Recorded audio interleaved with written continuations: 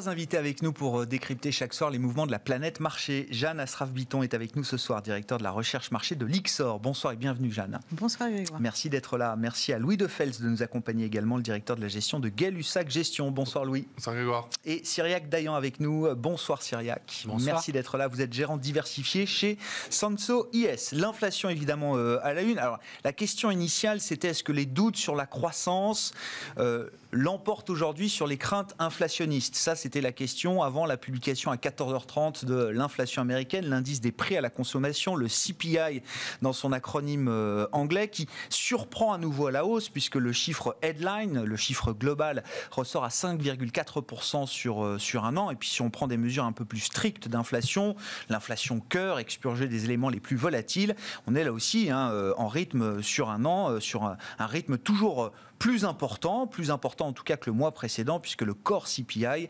ressort à 4,5%. Là, je donne les grandes mesures de cette inflation américaine. Jeanne, quels sont les enseignements de ce rapport du mois de juin? Est-ce que c'est une inflation qui reste transitoire selon vous, ou est-ce que le scénario d'une inflation durable est en train de gagner en traction? Non, je pense c'est une inflation qui reste, de mon point de vue, transitoire. On a en fait, quand on en regarde les principaux composants, on a dans l'inflation cœur, qui est celle qui nous intéresse le plus, on a deux grands composants qui tirent. Il y a d'abord tout ce qui est lié au transport, que ce soit le prix des biens ou des services liés au transport. C'est vraiment une grosse partie de l'accélération dont on parle. Concrètement, il faut incarner les choses. C'est le prix des billets d'avion et c'est surtout, on en parle beaucoup, le prix des locations de véhicules, exactement, voire le prix des voitures d'occasion, oui, qui progresse de plus de 10% d'un mois sur l'autre. Absolument. C'est exactement ça. Et donc, ça participe, on va dire, de tout ce qui vient en termes de réouverture d'une économie. On le voit aussi, alors c'est un peu différent, mais on le voit sur le prix du fret qui a triplé. Donc on voit que la réouverture, ça provoque des distorsions. On le retrouve dans le transport. Après, il y a l'autre élément qui, lui, pourrait être... Alors, le temps de la transition, pour finir sur le transport, très difficile à dire. On peut estimer entre 3 et 6 mois, probablement, pour normaliser, en quelque sorte, les canaux de l'économie, on va dire. En revanche, pour ce qui est de l'autre composant, c'est les loyers. Or, les loyers, et on le voyait se dessiner depuis un certain temps, sont tirés par la hausse des prix de l'immobilier, en fait. Et la hausse des prix de l'immobilier, aujourd'hui, est en gros à 25% l'an. Donc, on sait que sur les mois qui viennent, l'inflation des loyers devrait encore accélérer aux alentours de 3-4%. Il y a une corrélation très forte entre les prix d'un bien immobilier et les loyers avec un peu de décalage. Avec un délai qui est aux alentours d'un an. Maintenant, ce qui paraît intéressant, c'est que l'accélération des prix de l'immobilier est en train d'atteindre un pic. Donc, a priori, ce sera aussi transitoire, peut-être un peu plus long, mais transitoire quand même. Mais j'allais presque dire, c'est presque une bonne nouvelle, parce qu'en réalité, il est nécessaire de voir une inflation qui soit un peu plus, entre guillemets, durable, et pas seulement un choc relatif de prix. Parce qu'un choc relatif de prix comme celui qu'on peut avoir sur le baril, sur le prix des transports, etc., ça peut avoir un effet de frein sur l'activité. Et ce que les banques centrales recherchent depuis 15 ans et ce qu'on recherche tous, c'est une reflation. Ce n'est pas de l'inflation, et en tout cas pas de l'inflation sur quelques biens. C'est un phénomène plus général dans lequel la croissance nominale revient. La mauvaise inflation, c'est celle qui va tuer le client, qui va tuer la demande, c'est ça? Oui. Absolument. Alors qu'on a besoin d'avoir une inflation un peu plus stable et puis installée au niveau de l'inflation cœur aux alentours de 2, 2,5. C'est en gros ce que veut la Fed et c'est un peu les niveaux nécessaires, notamment compte tenu des dettes qui ont été accumulées. Il faut bien qu'on puisse ronger la dette année après année. Alors, l'élément essentiel, ça va quand même rester les salaires avec un élément qui vient, on va dire, modérer terriblement l'inflation salariale, parce que nous, on anticipe bien que l'inflation salariale va accélérer, peut-être aux alentours de 4%, ce qui n'est pas rien. Mais dans le même temps, il y a de forts gains de productivité aux États-Unis. Et ils sont là, ils sont bien installés. On est dans un vrai cycle de productivité, ce qui veut dire que c'est au moins 2% l'an. C'est-à-dire que la pression sur les entreprises qui viendraient du coût du travail va rester modérée et à peu près compatible avec les objectifs de la Fed. Donc c'est pas... Enfin, je trouve que ça ressemble pas mal au rapport sur l'inflation qu'on avait eu le mois dernier. Il n'y a pas énormément de nouveautés, on va dire. C'est peut-être pour ça que le marché obligataire n'a pas tellement... Oh, on va venir au mystère du marché, mais c'est déjà le scénario inflationniste que vous nous décrivez, c'est un scénario finalement plutôt gagnant-gagnant. C'est plutôt un bon scénario, l'idée d'un nouvel équilibre inflationniste qui passe par des prix durablement un peu plus élevés, mais aussi des salaires un peu plus élevés et en même temps des gains de productivité qui permettent aux entreprises de maintenir leur niveau de marge. Oui, il faut pour ça que votre première partie de votre interrogation soit vraie, c'est-à-dire que les perspectives de croissance tiennent. Ça, c'est vraiment critique. C'est-à-dire qu'en réalité, beaucoup de gens focalisent sur les craintes d'inflation.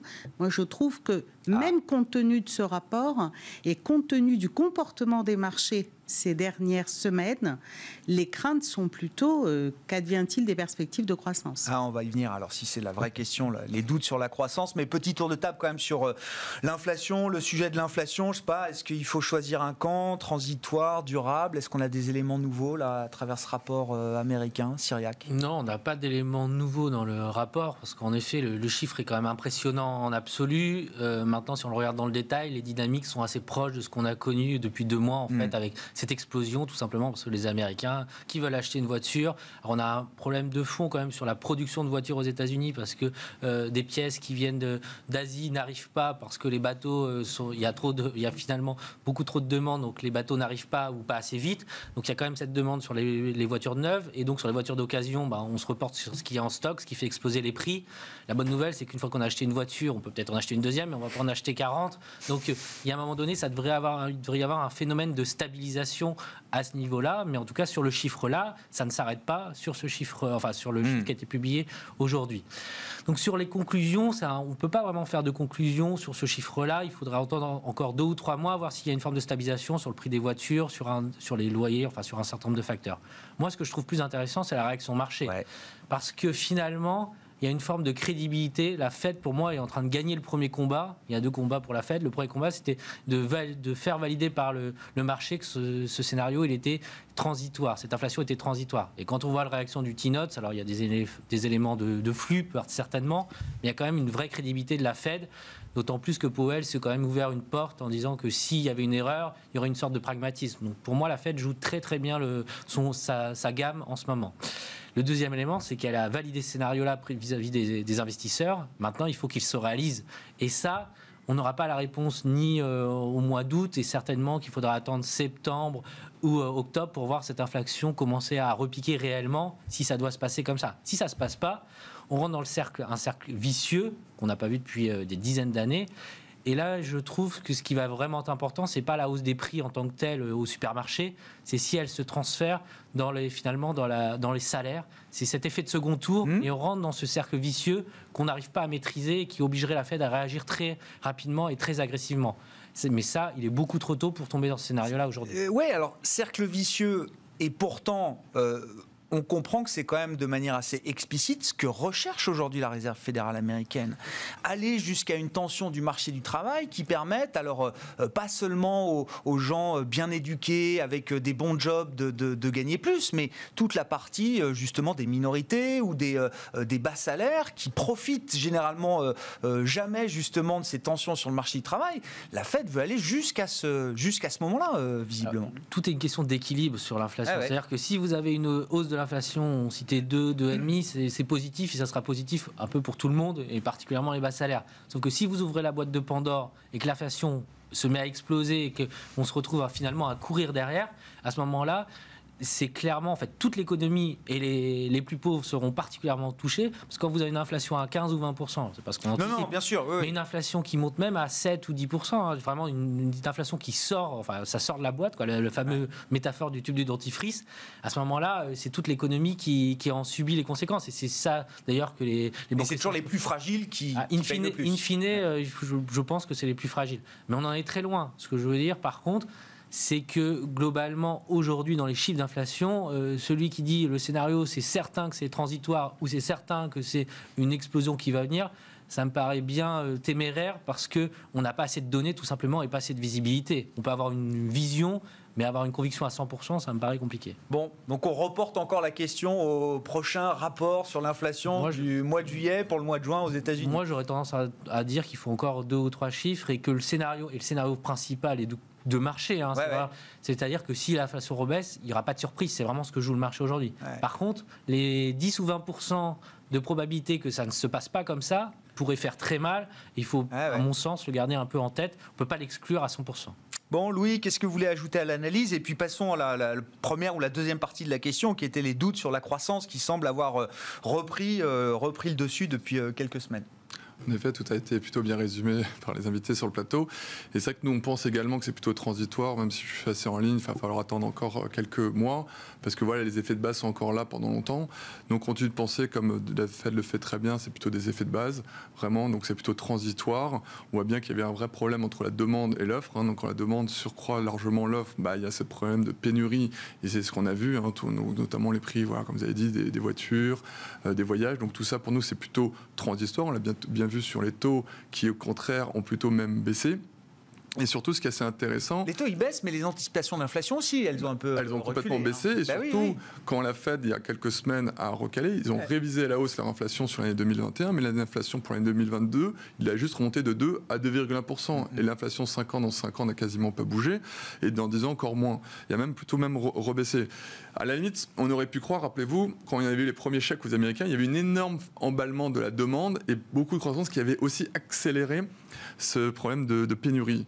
Mais là, ce qui est le plus difficile pour vous qui êtes surtout économistes, c'est de savoir, vous savez, le fameux taux d'épargne, la fameuse cagnotte que tous les gens ont un peu économisé pendant le Covid. On aurait pu penser que si ce taux d'épargne allait venir directement dans la consommation, il y aurait eu un boom qui aurait même encore accéléré cette inflation. Mais quand on voit les derniers chiffres, c'est pas non plus un emballement.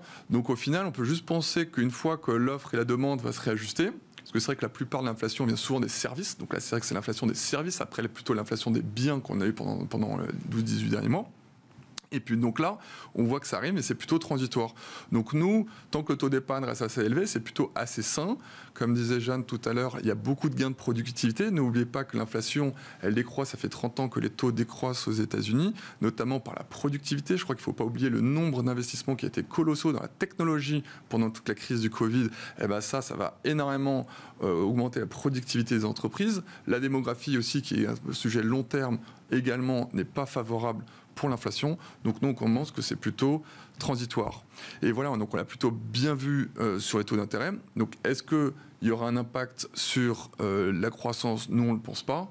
On a vu en tout cas que les derniers chiffres là, qui vont arriver, on va être au pic de l'accélération de la croissance sur le T2, en tout cas aux États-Unis, avec encore le T3, mais après c'est juste on va revenir à une normalisation de la croissance, que ça la plupart des plans budgétaires aux États-Unis sont plutôt derrière nous. On pourra parler de plans d'infrastructure en effet, qui aura peut-être un plan un peu inflationniste notamment sur l'emploi, parce que c'est vrai que les plans d'infrastructure c'est demandeur beaucoup d'emplois, donc il y aura peut-être un peu d'inflation, mais c'est plus pour 2022-2023. Donc voilà, donc là on a un peu un scénario, on parlera des marchés après, mais rêvé, plutôt une inflation transitoire. Je pense que la Fed l'a bien montré. En tout cas, elles vont toujours être très accommodants. On pourra aussi voir qu'avec le variant Delta qui arrive, on peut se dire, est-ce que le fameux tapering que tout le monde parlait pour le mois d'août, pour Jackson Hole, est-ce qu'il va arriver? Est-ce que ça va être décalé? En tout cas, peut-être qu'ils vont faire peur, pour un peu comme le président français, pour obliger les gens à se vacciner. Donc c'est vrai qu'aujourd'hui, on est un peu dans le meilleur de tous les mondes.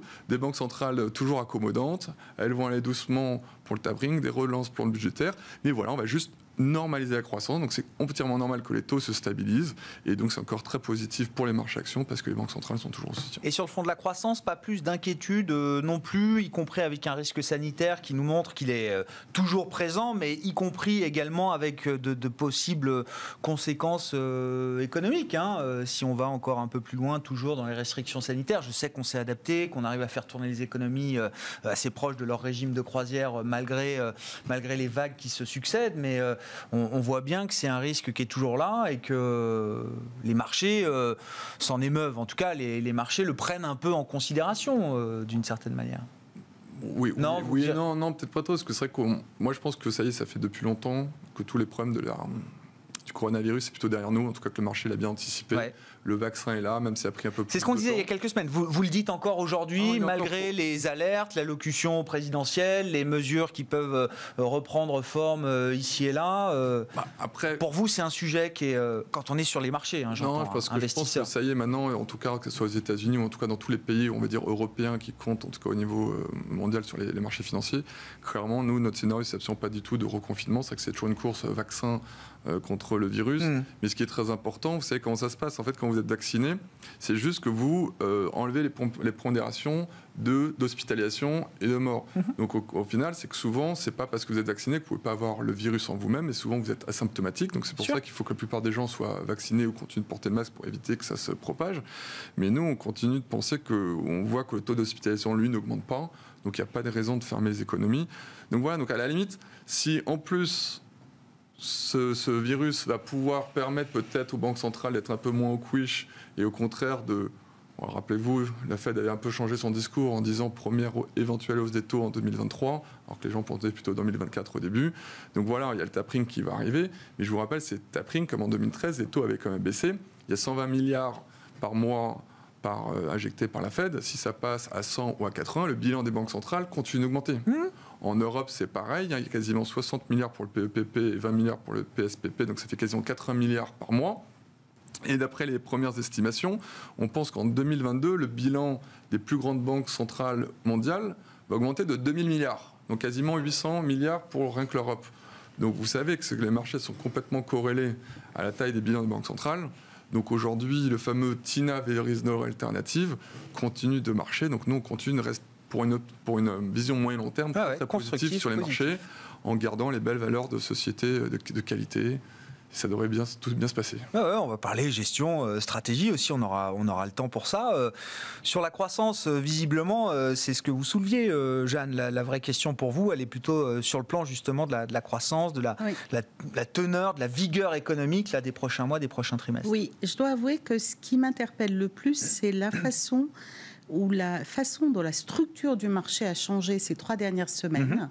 Parce que j'ai été surprise et que quand le marché surprend, c'est-à-dire que peut-être que le marché voit quelque chose qu'on ne voit pas. Par quoi vous avez été surprise, Jeanne ? Il faut décrire déjà juste je vais vous dire simplement, quand vous regardez, vous vous dites, les actions montent, les taux baissent, voilà.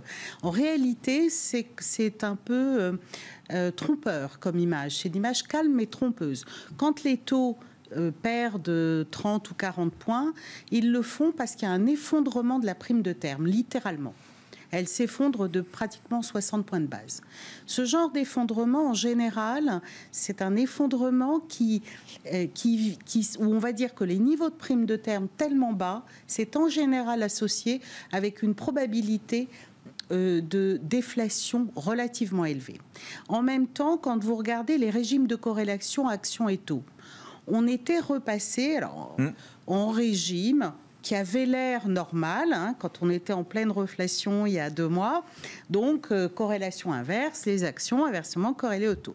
Et puis là, on voit quand même que depuis 1 mois et demi, 2 mois, les régimes de corrélation ont envie de repasser du côté du régime de corrélation à caractère déflationniste sur lequel on est depuis 10 ans.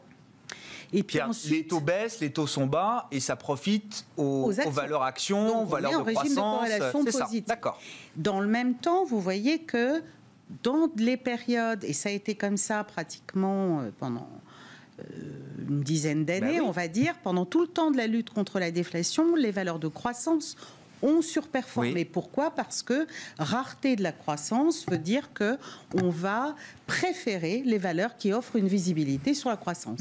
Ce qui est rare est toujours plus attirant. Et là, on retrouve ce leadership très fort avec les valeurs de croissance qui se remettent à surperformer les valeurs dites value. On retrouve avec aussi les États-Unis qui surperforment à nouveau l'Europe. On retrouve un dollar qui est fort. Donc on est sur c'est comme si beaucoup des marchés avaient commencé à pricer ou à escompter une probabilité un peu plus élevée qu'on retombe dans un scénario à caractère inflationniste. La stagnation séculaire des 10 dernières années. Voilà. Et donc, si vous voulez, moi, ça m'interpelle parce que je partage ce qui a été exprimé sur le delta. Du moment que les hospitalisations sont contenues, il n'y a pas beaucoup de raisons de restreindre la mobilité a priori, ça devrait aller. La Fed, je suis complètement d'accord. Elle discute, elle truc, mais elle restera pragmatique et elle n'a aucune raison, à mon avis, aucune, de compromettre 10 ans d'efforts pour sortir l'économie de la déflation. Ouais. Donc là-dessus, pas beaucoup de doutes. Après, les autres explications qu'on cherche pour comprendre qu'est-ce que le marché price, on peut se dire la Chine ralentit. Ça, c'est quand même un élément qui peut-être ralentit plus que ce qui était attendu. Au point que les autorités monétaires sont en train d'agir. Sont en train de soutenir, oui. Et plus vite qu'on ne l'attendait. En plus, elles soutiennent plus vite qu'on ne l'attendait. Et puis, on a encore un élément qui est la politique fiscale. Il y a quand même un mur, ce qu'ils appellent le fiscal cliff, qui arrive en 2022, parce que les énormes plans de soutien pour aider les économies à surmonter la crise du Covid, s'arrête. Même s'il y a des plans de long terme qui vont être votés, les grands plans 2020-2021. Et quand vous regardez l'arrêt de ces plans, ça peut coûter plusieurs points de croissance. Ce n'est pas des dixièmes de points, c'est des points de croissance. Donc, peut-être que c'est ça, je ne sais pas. Après, c'est bien parce que c'est intéressant. Les gérants qui aiment structurellement les valeurs de croissance, les valeurs à visibilité, à duration longue, effectivement, ils sont très contents de ce genre d'environnement. Mais vous dites, attention, c'est quand même un environnement où il y a un peu plus d'aversion au risque et on préfère aller chercher des refuges là où on est sûr. Non, moi, on a gardé une position, mais si vous voulez... En termes d'interrogation, ça nous interpelle. Parce que c'est quand même très étonnant que le marché, disons que les explications qu'on a trouvées ne nous satisfont pas complètement. Alors pour l'instant, on se dit, non, la reflation, on a bien tous les ingrédients, elle va se poursuivre, il faut rester surpondéré sur les actions. Mais on ne peut pas s'empêcher de se dire, oui, mais est-ce que le marché price quelque chose qu'on ne voit pas ? Bon, Cyriac, comment est-ce qu'on peut poursuivre cette discussion ? Effectivement, c'est vrai que la dynamique de marché, est-ce qu'elle soulève des interrogations ? On a l'impression, effectivement, depuis quelques semaines, en tout cas, qu'on est vraiment revenu dans le régime des 10 dernières années. Alors, ce qu'on appelait le Goldilocks, d'une certaine manière, des taux bas, ça profite aux actions, mais ça profite à certaines actions avant tout. Oui, en fait, ce qui est frappant sur 2021, c'est qu'on a des rotations sectorielles. On a eu quasiment 4 rotations sectorielles en 6 mois ou 7 mois. C'est-à-dire que la value en début d'année, ça a commencé suite à l'annonce du vaccin de Moderna et Pfizer. La value a commencé à regagner, à surperformer assez nettement, ce qui n'était pas arrivé depuis de nombreuses années. Les gérants value sont arrivés en disant, bon, ça y est, c'est notre moment, on y va. Finalement, ça se retourne en février-mars et puis ça repart la value. Et puis là, depuis 3 semaines ou 1 mois, la value sous-performe de nouveau. Et quand vous regardez ça, c'est intéressant. Nous, on regardait ça lors de notre comité du lundi. Quand vous regardez la performance relative de la value par rapport à la croissance, au style croissance aux US et en Europe, depuis le début de l'année, c'est 0. C'est-à-dire que les deux, elles font exactement... Un partout balle au centre. Exactement. Le SPI, que vous avez sur le SPI Value ou le SPI Growth, globalement, vous faites exactement la même paire. C'est la même chose sur le MSCI UMU. Sauf qu'entre-temps, vous êtes passé sur une surperformance de quelques pourcents et après, vous avez tout perdu. Donc nous, notre sentiment, c'est que finalement, aujourd'hui, c'est plutôt d'avoir une approche blend, c'est-à-dire un peu neutre. Avoir un gros biais value ou growth nous semble aujourd'hui pas adapté sur les marchés. Parce que c'est des taux, peut-être de manière un peu contrariante, les taux américains à 1,30, nous, on considère que c'est quand même plutôt des points bas plutôt que des points très élevés. Alors on n'est pas sur à dire ça va monter à 2,50, mais globalement qu'on termine l'année plutôt aux alentours de 1,80 nous semblerait plus logique parce que, pour reboucler avec la croissance, parce qu'en termes de croissance, on est quand même sur un rythme de croissance énorme aux US qui va ralentir. Alors, là, pour le coup, il y a une conviction à 100% que ça va ralentir, mais par contre, en termes de dynamique, le temps que ça ralentit, ça va quand même prendre un peu de temps, donc la croissance va rester assez forte, l'inflation va rester quand même relativement élevée. Est-ce qu'elle va ralentir plus ou moins rapidement, mais elle va rester élevée en absolu. Donc tout ça, pour nous, justifie quand même des taux un petit peu plus élevés. Et donc ça, c'est plutôt favorable à la value.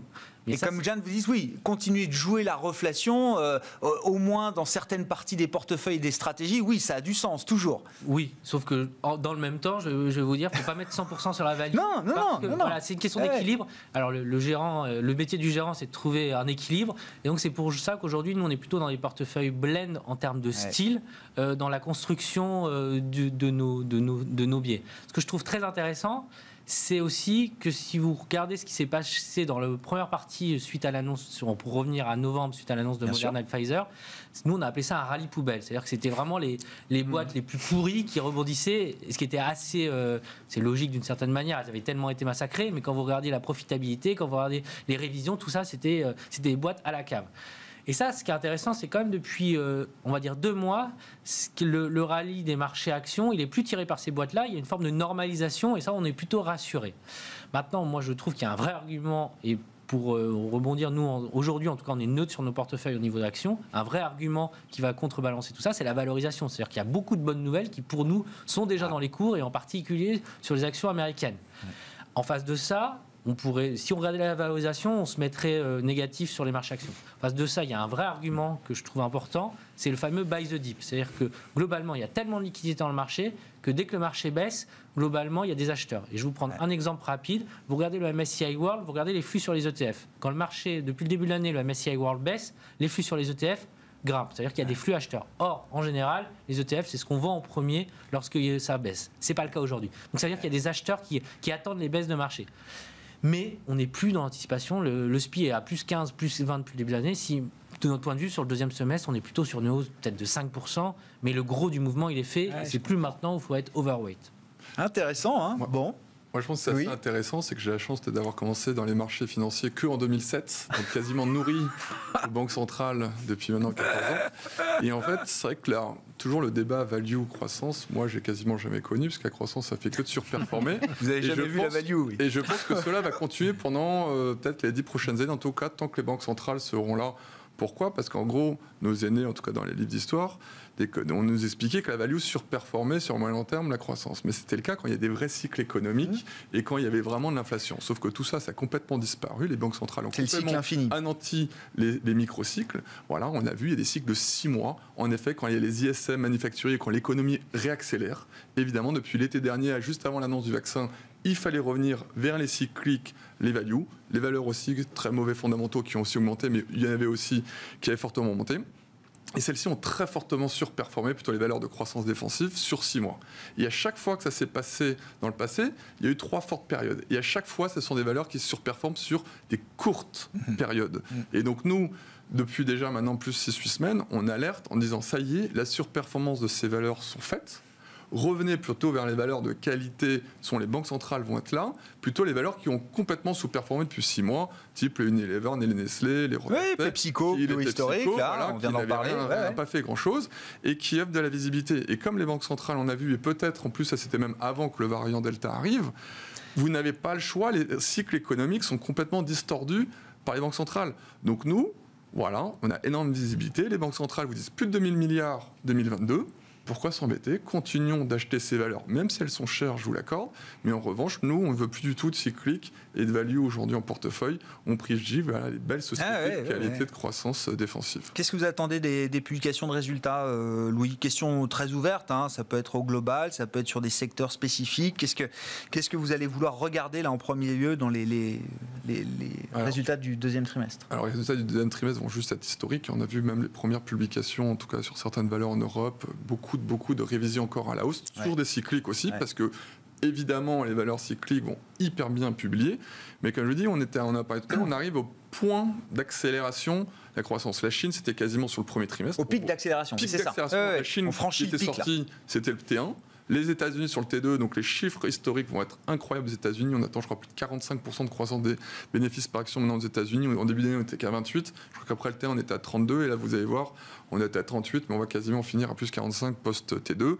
Et après, ça va se normaliser. Bien évidemment, je suis d'accord avec vous, on aura moins à attendre sur le S2. Mais les gens, petit à petit, vont commencer à acheter 2022 avec des banques centrales sont là. Donc, ça devrait encore bien se passer. Et l'Europe, c'est plutôt sur le T3, avec la réouverture des économies, où on va voir le pic de l'accélération. Donc c'est pour ça qu'en effet, bien évidemment, les valeurs cycliques vont très bien publier, ces valeurs vont bien publier, mais il suffit qu'elles déçoivent un petit peu plus sur les guidance en disant attention, les coûts de fret vont faire, les matières premières vont nous impacter, et là, attention quand même à regarder les marges sur ces sociétés. Bon, très positif comme discours, hein. Enfin je me trompe pas. Non, on est très positif. Vous parliez tout à l'heure sur les MSCI, dès que ça baisse, il y a des flux qui viennent. Non, mais tellement d'argent. Non, mais le problème c'est qu'il y a tellement d'argent. Beaucoup de gens sont prudents sur les marchés, attendent ça baisse, peut-être la Chine, je ne sais pas quoi, le variant. Le marché ne veut même pas baisser. Vous avez vu jeudi dernier, le marché perd 2, il remonte aussi vite derrière. Donc nous, on continue de penser qu'à chaque fois que le marché baisse, c'est des opportunités d'achat. On a vu, le CAC est passé de 6007 à 6004 au plus bas, je sais pas, ça fait 5% de baisse. Bon, bah, tout de suite, on trouve déjà une zone là pour se stabiliser, voire racheter un petit peu. Tiens, dans l'ambiance positive de ce soir, y compris sur les résultats d'entreprise, il y a une entreprise quand même qui marque un peu les esprits encore aujourd'hui, c'est Atos. Alors, contre les autres, contre la tendance, qui révise fortement à la baisse ses prévisions de croissance pour l'exercice en cours. Je sais pas comment, 2 minutes là, comment on peut analyser le cas Atos avec vous, Louis? C'est vraiment spécifique Atos? Est-ce que ça envoie un message plus large au secteur des SS2I ou entreprises de services numériques comme on les appelle aujourd'hui? Non, vraiment les ESN se portent super bien. Capgemini fait encore un plus haut aujourd'hui. Tout le secteur se porte très bien. C'est vraiment Atos, je pense que c'est un cas spécifique. Vraiment, c'est un cas à part, une grande société qui est, je pense, mal gérée depuis très longtemps. Et c'est vrai que ce qui est très important, pour être sûr, pour éviter aux gens qui nous écoutent d'arriver à avoir ces déboires, c'est toujours, vous savez, quand vous valorisez une société, il y a 3 choses, il y a le compte de résultat, le bilan et les tableaux de flux. Et malheureusement, trop souvent, les gens regardent que le compte de résultat, la croissance organique, la croissance des bénéfices par action, mais souvent, ils oublient de regarder la croissance des cash flows. Et malheureusement, par des artifices comptables, souvent, vous pouvez cacher un petit peu tout ça. La génération de cash, c'est le sang qui irrigue l'entreprise. C'est le sang qui irrigue et c'est la vraie valeur boursière d'une société. Parce que toute société qui gère régulièrement du free cash flow année après année, vous ne pouvez pas perdre d'argent sur le moyen long terme sur ces sociétés. Et le problème, c'est que le vrai free cash flow, il y en a qui font des artifices, vous savez, ce qu'on appelle de temps en temps le factoring, c'est-à-dire que vous allez céder des créances tout de suite pour toucher du cash. Donc tout ça, c'est ce qu'Atos avait fait l'année dernière, a été fortement sanctionné. Donc forcément, elle revient sur des effets plus difficiles. C'était juste une catastrophe, les free cash flow annoncés par Atos. Donc c'est largement mérité la sanction. Malgré la sanction, le titre reste toujours cher et on ne conseille toujours pas de toucher au titre, sachant que la plupart des analyses sell-side recommandent la valeur. Pour nous, c'est la value trap par excellence. C'est vrai que c'est le constat qu'on faisait hier avec les gens, parce qu'on parlait du cas d'Atos hier, c'était la baisse d'hier, 17-18% sur la... Et beaucoup me disaient, oui, les brokers sont en train de pousser le dossier, vous confirmez, c'est une catastrophe. Ce qui est intéressant, c'est comme disait Jeanne, attention aux déceptions. Et vrai, on l'a vu aussi sur le cas Alstom avec Bombardier, forte révision à la baisse du free cash flow, et ben ça ne pardonne pas. Vraiment, c'est regarder vraiment toujours le free cash flow, ça ne mange jamais. Et quand c'est une déception dessus, alors là, c'est limite pire que si vous êtes sous, si c'est le bénéfice par action et en dessous, ça c'est limite beaucoup moins grave. Le free cash flow ne ment jamais. On va s'arrêter là-dessus. Je trouve ça magnifique pour terminer cette émission. Merci beaucoup à vous trois. Louis Defels qui était avec nous, le directeur de la gestion de Gay-Lussac Gestion, Jeanne Asraf-Biton en charge de la recherche marché de Lyxor et Cyriac Dayan, gérant diversifié chez Sanso IS. C'était donc les invités de Planète Marché ce soir dans Smart Bourse sur Bismart.